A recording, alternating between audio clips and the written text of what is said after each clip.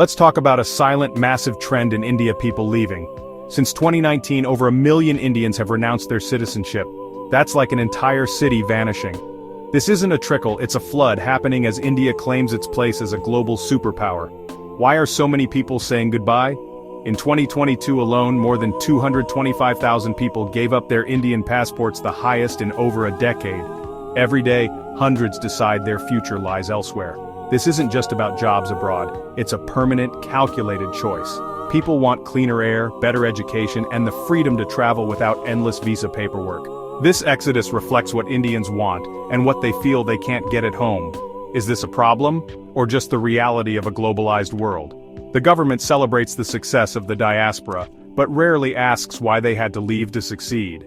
This mass departure is a story about modern India, its dreams, its limits, and its place in the world. It's not just a headline, it's a million personal decisions. So, what's really driving this wave? Let's take a closer look. The numbers tell a story. Let's break down the numbers. From 2011 to 2019, about 140,000 Indians gave up citizenship each year.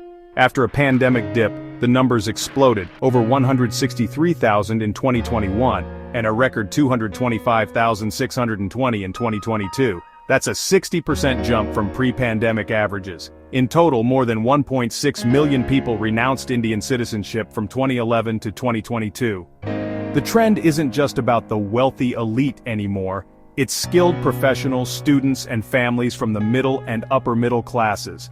This is happening while India's economy is growing and being hailed as a global bright spot. Yet, more of its most educated and ambitious citizens are opting out.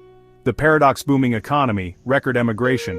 The government frames it as Indian talent in global demand, but the data shows India is struggling to retain its best and brightest. The numbers don't lie, more Indians than ever are choosing other countries. It's time to look past the headlines and ask, what's really driving this migration? The answer isn't simple. Let's see where they're going and why.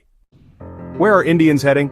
The usual destinations: the US, Canada, Australia, the UK, and parts of Europe. The US remains the top dream: Silicon Valley, Wall Street, Ivy League schools. Canada's transparent, points-based immigration and family-friendly policies make it a top pick. Australia offers a relaxed lifestyle and strong job market, especially for tech and healthcare. The UK's historic ties and top universities keep it popular. Germany and Ireland are actively recruiting Indian tech talent. These countries offer more than jobs, social security, public services, and a higher standard of living. It's not just about money, it's about global mobility, better infrastructure, and a cleaner environment. For families, it's about education and safety. These countries sell a vision of stability and opportunity. For over 1 million Indians, that's been irresistible. But what's really pushing them to make such a big move?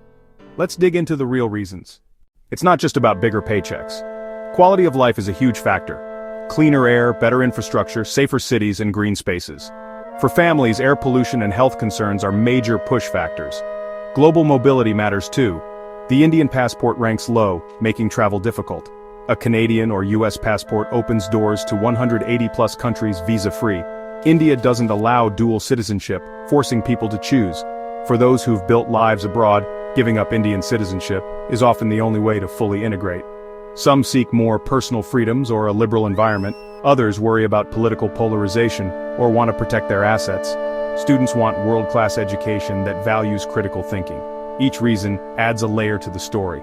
It's a complex web of motivations, far beyond just money. So, who are the people making this leap?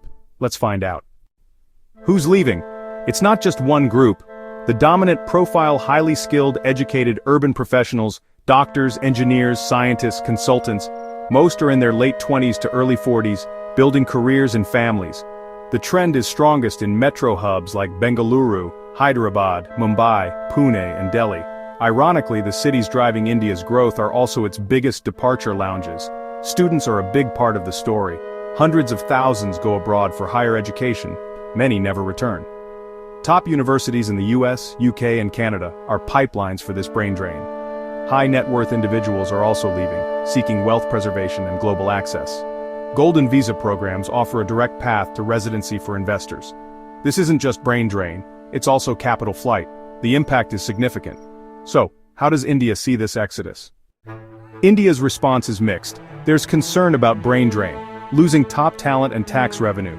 It can slow innovation and create skill shortages. But there's also the brain gain argument. The diaspora is successful, influential, and sends back massive remittances, over $125 billion in 2023.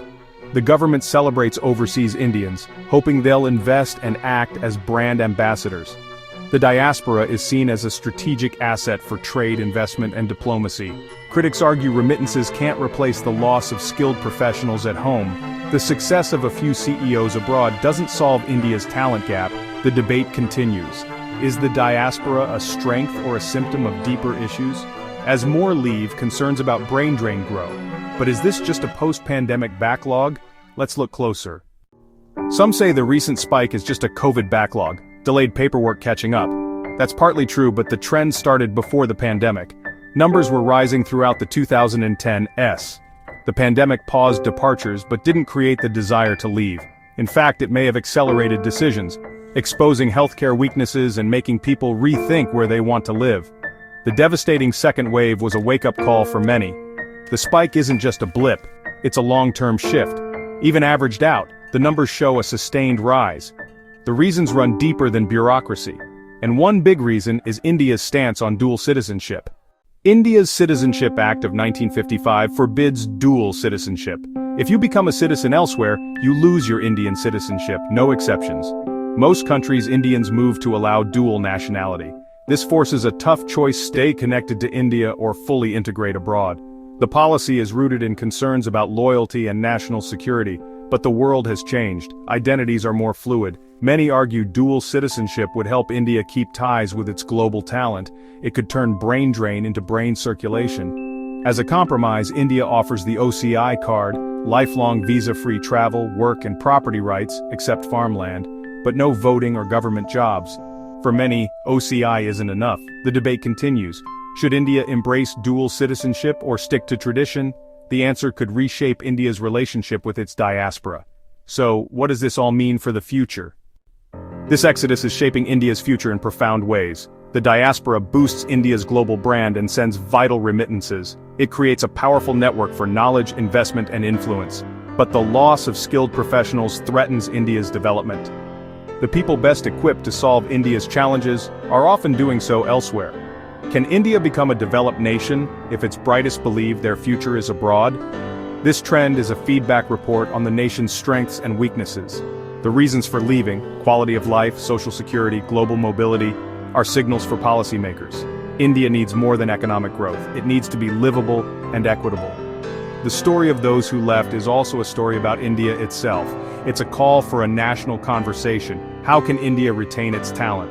The future of the Indian century may depend on how many choose to stay and help build it from within. The choice is India's to make.